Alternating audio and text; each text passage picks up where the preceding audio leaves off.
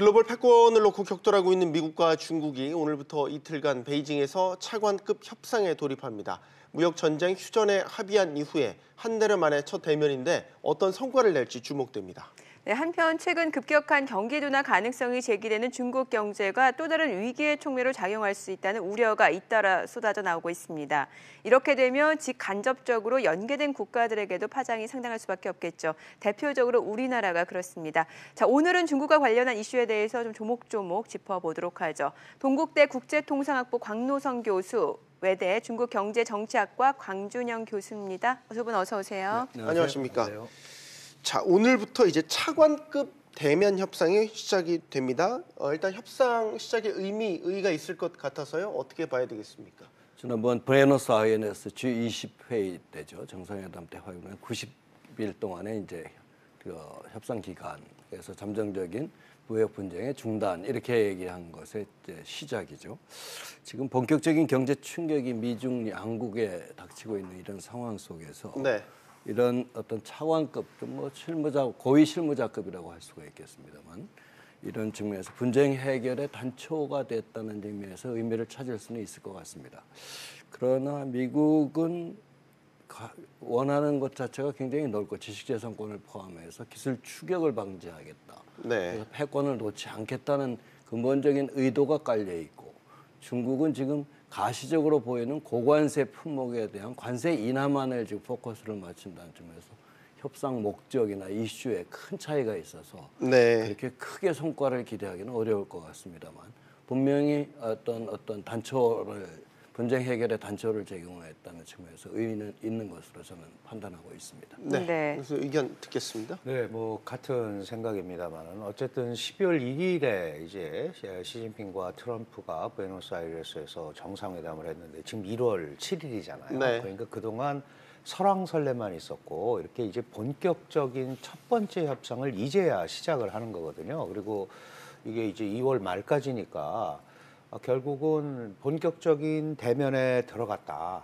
이런 그 협상을 시작한다라는 데 큰 의미가 있고 실제로 12월 1일 부에노스아이레스 회담 끝나고 나서 미국은 또 그랬어요. 협상이 잘 되지 않으면은 바로 3월 2일 0시를 기해서 원래 계획대로 25% 고일 관세를 부과할 예정이다. 나머지 부분에 대해서 이렇게 했기 때문에 서로 더 이상 확전되는 거를 막으면서 어떻게 관리를 하는 방법으로 이 타협점을 찾을 건지 이거를 아마 이제 오늘 내일 회담을 지켜보면 조금 알 수 있지 않을까 이런 생각이 듭니다. 네. 지금 90일 동안 휴전 상태면은 시간이 얼마 남지 않은 상황이잖아요. 그렇죠. 2월 말까지. 2월 말까지 이제 유예 기간이 그때까지인 네. 거죠. 그 사실 90일이라는 게 길다면 길고 그 짧다면 짧은 건데 실제로는 작년 7월, 8월, 그 다음에 또 9월 이렇게 미국은 중국에 대해서 두 번의 그 관세를 보복을 했고 중국도 거기에 이제 맞대응을 했습니다. 사실 그 과정에서 중국은 여러 번 미국의 유화적 제스처를 취했었거든요. 그래서 내용을 알고 있습니다. 미국이 안 받았던 가장 큰 이유는 그 정도 가지고 안 된다는 겁니다. 그러니까 이번에는 그야말로 조금 더 미국이 받아들일 수 있는 가시적 조치를 중국에 요구하는 거죠. 이제 그 부분에 대해서 중국이 어떻게 나올까. 그렇게 본다면 중국이 자신들의 입장을 조금 미국이 받아들일 수 있을 정도로 좀 내려주면 뭐 트럼프가 항상 강조하는 포괄적 타협은 가능할 수도 있다. 그러나 그 안에 숨어 있는 기술적인 문제라든가 이런 것들은 계속 끌고 갈 수밖에 없는 거죠. 자, 이번 그 협상의 의제를 좀 살펴보면요. 지금 뭐 비관세 장벽, 지식재산권, 농산물, 공산품 이런 교육 품목들이 이제 협상 테이블 위에 올라갈 것이다라고 보는데 어떻게 보십니까? 첫 대면이기 때문에 어떤 뭐 가시적인 성과를 기대한다라기보다는 분위기 탐색? 뭐 그 정도로 봐야 될까요? 이게 이제 블룸버그 통신에서 맞습니다. 보도한 내용이거든요. 이건 미국 측이란 말이죠. 그래서 미국은 이렇게 다종다양한 것, 소위 말해서 기술 추격서부터 심지어는 농산물 관세까지 이런 것까지는 이제 다양하게 얘기를 하는 미국 입장을 대변한 거고요. 중국은 가급적이면 협상 의제를 좁히려고 해요. 주로 뭐냐면 제조업 관세에 대한 고일 관세만을 내리겠다. 그렇게 해서 이제 협상 의제를 좁히려고 하는 것으로 봐서 이 협상이 실무급 협상에서 타결될 것 같은 생각은 거의 들지 않고요. 네. 따라서 이번 협상 성과는 그냥 좋은 선에서 마무리할 겁니다. 좋은 의사소통의 기회가 되었다 정도로 얘기해서 내일 저녁에 이제 공동선언문이 나올지 안 나올지는 잘 모르겠습니다만, 그러나 그런 정도에서 마무리될 걸로 보이지 네. 이것이 근본적인 이번 고위 실무급 회담에서 타결이 될 것이다. 그거는 굉장히 어려울 것 같습니다. 그래도 왜 어느 정도까지 얘기가 나오면 성공적이다라고 평가할 수 있는 뭔가 가이드라인은 좀 있을 것 같거든요. 실제로 지금까지 중국이 미국에 대해서 그런 유화적 제스처를 취한 것들이 꽤 있습니다. 네. 그런데 이제 미국이 아직 안 받은 거죠. 왜냐하면 말로만 하고 한 번도 실행을 하지 않았다라는 게 미국의 입장이에요. 지금 곽 교수님 말씀하셨습니다만 지적재산권 같은 경우도 그거를 관장할 수 있는 법정을 만들겠다. 뭐 이런 표현도 했고요.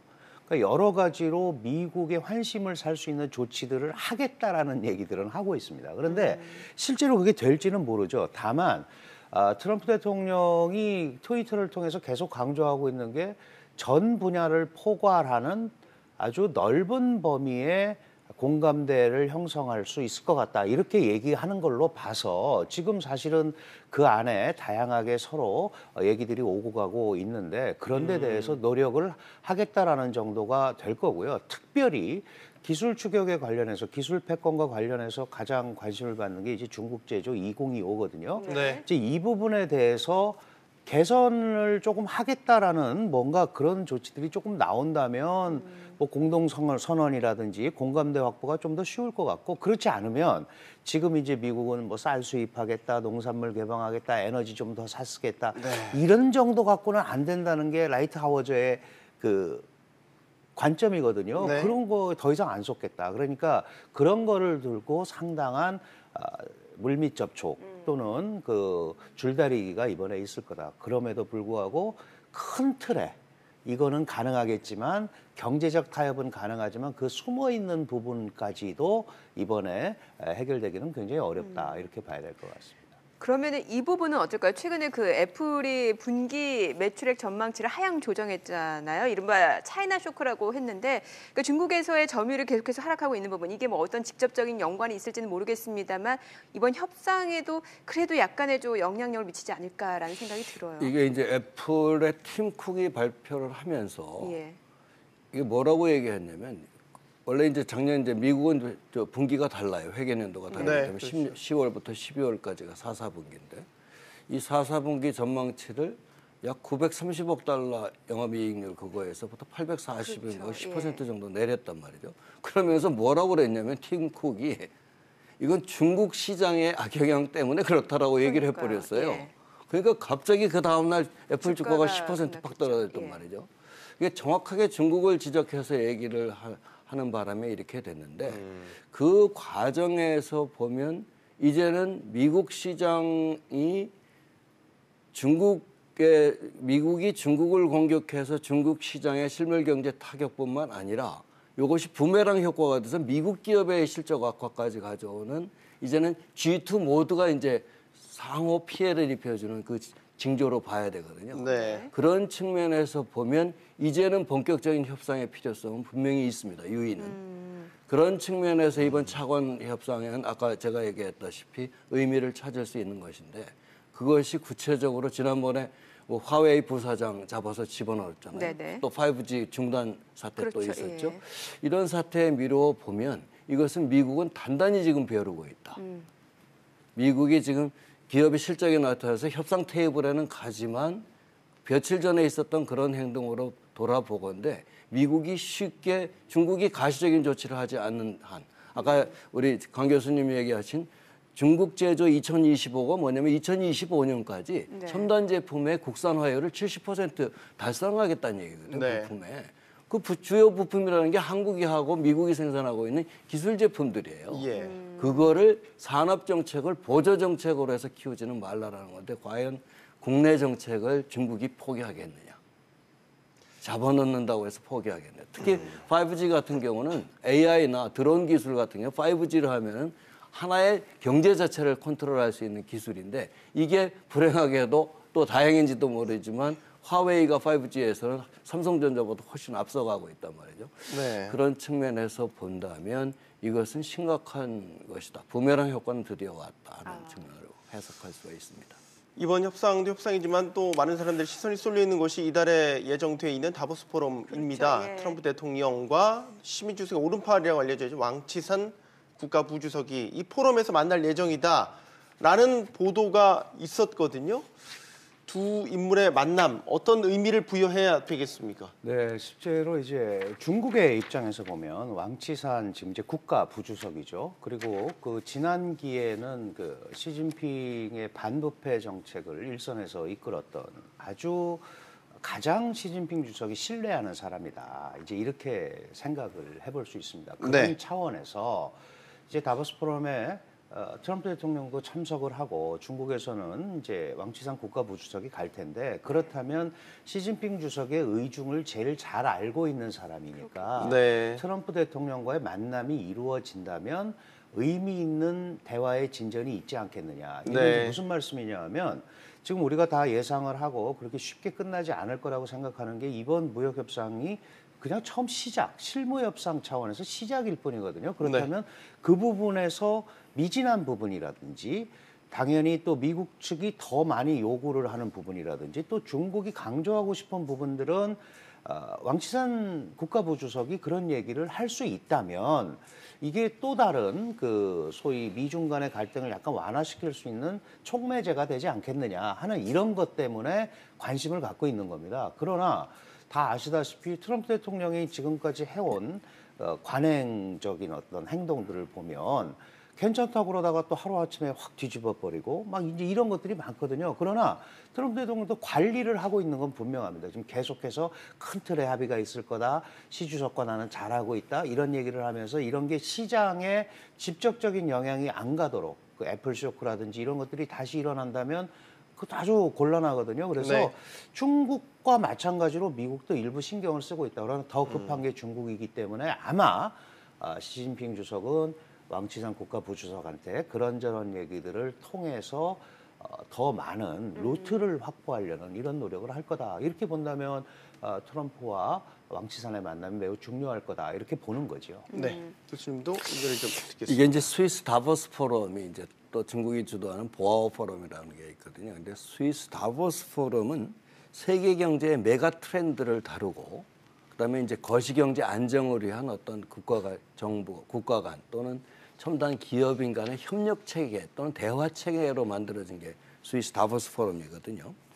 주로 자유무역의 이득을 강조하는 분위기가 이 다보스 포럼의 특징입니다. 네. 그런 측면에서 보면 이번에 이제 트럼프 대통령이 일방주의적인 어떤 정책 또 그다음에 거기에 대한 보복적인 어떤 조치, 중국의 보복 조치 네. 이런 것들은 다보스 포럼의 분위기하고는 안 맞아요.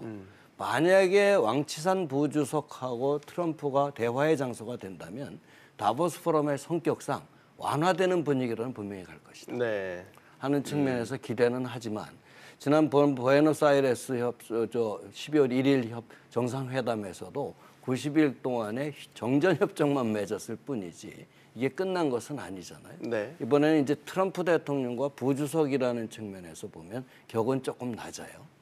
그런 측면에서 크게 기대할 것은 없지 않느냐. 네. 단지 이것은 이 다보스 포럼의 성격상 자유무역에 또 강조하는 그런 분위기상 이것은 완화될 조짐은 있다라는 측면에서 소통 채널을 하나 더 갖는다. 그런 의미는 가질 수 있을 것 같습니다. 알겠습니다. 네. 자, 이번에는 시선을 조금 더 좁혀 볼게요. 중국 쪽 얘기를 해볼게요. 최근에 뭐 금융시장에서도 많이 나오는 얘기고 중국의 경기 둔화 우려입니다. 지표상으로도 또 실제로도 중국 뭐 많이 왔다 갔다 하시니까 여쭤볼게요. 네. 어때요? 많이 안 좋습니까? 그렇습니다. 지금? 실제로 지금 이제 사실 중국이 제조업 국가고 또 소비 진작을 굉장히 하려고 그러는데 이 두 가지 부분에서 안 좋은 지표들이 많이 나타나죠. 특히 네. 그 PMI 지수, 그러니까 제조업 구매자 관리 지수가 29개월 만에 50 이하로 떨어졌습니다. 잘 아시다시피 50 이상이 되면 경기를 좀 긍정적으로 보는 거고 그렇지 않으면은 수축 국면으로 보는 건데 29개월 만에 이렇게 떨어졌다. 이거는 이제 중국한테 상당히 그 앞으로의 경기가 좋지 않겠다라고 보는 건데 네. 더 큰 문제는 중국이 이런 것들을 극복하기 위한 가장 큰 핵심으로 삼고 있는 것이 내부적인 강력한 소비 시장을 구축을 하는 건데 네. 실제로 사회 소비품 판매 지수라는 게 있어요. 네. 이게 지금 거의 20%대에서 9%대로 떨어졌습니다. 그러니까 네. 지갑을 닫기 시작할 수도 있다. 아. 이렇게 된다면은 중국 정부가 강조하는 그러니까 외풍의 영향을 최소화하면서 내수를 통해서 마위는 그렇게 얘기하거든요. 미국에 못 팔으면 중국이 14억인데 우리끼리 잘해서 살면 될 거 아니냐 이런 얘기를 하는데도 불구하고 이렇게 소비가 약간 안 좋은 쪽, 이게 불안 심리가 제일 큰 건데요. 이렇게 네. 간다면은 이 경제 전체가 조금 가라앉을 수 있다. 그렇지 않아도 사실 작년 2017년부터 18년 이렇게 거치면서 중국 경제가 어쨌든 과거와 같은 성장을 할 수가 없고 굉장히 떨어져 있는데 이 경제 기초가 약간 동요하는 막 그런 느낌마저 들고 있는 상황이란 말이죠. 네. 이런 상황에서 경제가 조금 안 좋다라는 거를 인식을 하고 있는 것 같습니다. 그 중앙경제공작회의에서도 중국 지도부가 지금 중국 경제 안 좋다라고 공식적으로 인정을 했어요. 굉장히 이례적인 겁니다. 그러니까 네. 그런 거를 통해서 어떻게든지 이걸 좀 뚫고 나가야 봐야겠다. 그 애플 사태 같은 경우도 애국주의가 조금 들어가 있잖아요. 그렇죠. 네. 우리 대체제가 화웨이가 있는데 왜 네. 뭐 샤오미가 있는데 왜 쓰느냐. 그러니까 이런 식의 어떤 흐름 속에 중국도 지금 굉장히 어려운 상황에 좀 빠져 있다. 그렇다면 이거를 좀 돌파할 수 있는 구체적인 방법이 있어야 되는데 뭐 내수 진작 경기 부양 정책 이걸 다시 반복할 수밖에 없는 아주 복잡한 국면에 지금 들어가 있습니다. 네, 박 교수님 이렇게 차이나발 리스크가 이제 지난 주말에 있었던 전미경제학회에서도 올해 세계 경제의 가장 큰 변수로 차이나 리스크가 꼽혔기 때문에 이런 식의 안 좋은 지표들이 곳곳에서 시그널들이 나온다면 글로벌 경제, 무역에 있어서도 굉장히 안 좋은 먹구름이 짙어지는 것 아니냐 이렇게 봐야 될까요? 일단은 중국의 입장을 봐야 되죠. 글로벌 임밸런스라는 표현이 2000년대 중국이 세계 시장에 나오면서부터 나왔거든요. 이것은 뭐냐면 중국은 소비보다 생산을 많이 해가지고 수출을 해서 거기서 나오는 달러 축적을 가지고 미국 국채를 사들이는 그런 형태로 이제 미국은 달러를 갖고 있기 때문에 생산보다 소비가 많아도 버틸 수 있고 네. 그 반대를 중국이 이제 해준 역할을 했거든요. 그러면서 중국이 이제 생산 동력으로서 세계의 제조 공장, 그다음에 투자의 블랙홀이라는 표현을 썼던 것이 2000년대 초반이란 말이죠. 네. 그렇게 해서 이 과정에서 미국이 저금리, 소위 말해서 국채를 사줌으로 인해서 저금리 체제로서 세계 경제의 원동력 역할을 하다가 2008년 글로벌 금융위기에 나갔을 때 미국이 주저앉으니까 이때는 중국이 내수 확장 정책을 써가면서 이제 경기 부양책으로 살렸단 말이죠. 이런 상황에서 중국의 역할이 점점 커지고 있어요. 옛날처럼 생산물에 저가격에 공급하는 제조 공장뿐만 아니라 첨단 네. 제조업, 우주 항공 산업, 그 고속철도 이런 모든 분야에 있어서 굉장히 강한 경쟁력을 나오고 있는 상황인데 이런 영향력 있는 글로벌 경제인 G2인 중국 경제가 무너지면서 미국 경제도 올해가 피크로 이제 가라앉고 있거든요. 네. 이건 이제 G2 지금 제가 붙인 용어예요. G2 동시샥이 지금 주어지고 있는 것이 지금 시점에서 우리가 보고 있는 상황이다. 그렇다면 지금 1, 4분기가 가장 위험할 텐데 왜냐하면 작년 7월부터 시행된 미중 간의 무역 분쟁의 실질적인 효과는 이번 1, 4분기에 나타날 것, 집중될 것이라는 것이 대부분의 경제 전망가들의 추측이거든요. 네. 그렇다면 이런 두 개 측면에서 동시에 닥치는 글로벌 쇼크는 구체적으로 어떻게 해야 될 것이냐 하는 것이 지금 우리 경제가 당면하고 있는 과제일 것 같습니다. 왜냐하면 우리 경제는 수출을 중국의 25%, 4분의 1을 중국에 의존하고 있고 네. 그 반인 12%를 미국에 의존하고 있는 경제가 우리 경제거든요. 미중 의존도가 굉장히 큰 경제가 우리 경제인 상황에서 G2가 모두 주저앉는 글로벌 쇼크는 대단히 큰 충격이다. 이렇게 볼 수가 있습니다. 알겠습니다. 자, 광노선 교수, 강준영 교수와 이야기 나눠봤습니다. 두 분 고맙습니다. 잘 들었습니다.